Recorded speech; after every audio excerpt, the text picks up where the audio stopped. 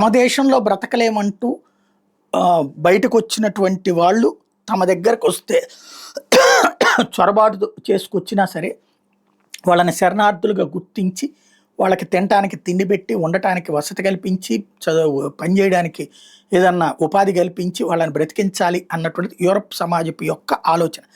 దాన్ని అడ్డు పెట్టుకునినే ఇప్పుడు జర్మనీలో జరుగుతున్న గొడవలు, బ్రిటన్లో జరుగుతున్నటువంటి గొడవలు, కెనడాలో జరుగుతున్నటువంటి గొడవలు, అమెరికాలో జరుగుతున్నటువంటి గొడవలు, ఇట్లాగా జపాన్తో సహా అందరూ ఇప్పుడు అలా వలస వచ్చిన వాళ్ళతో విసిగిపోయారు.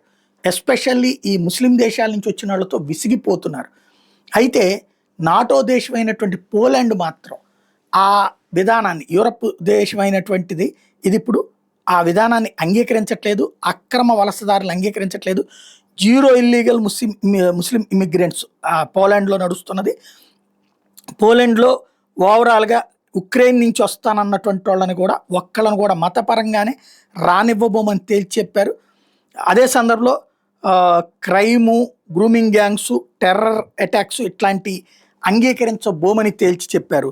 తద్వారా ఏదైనా సరే పోలాండ్ లాంటి నిర్ణయం కరెక్ట్ అన్నటువంటి సంకేతాన్ని తీసుకుని వచ్చారు.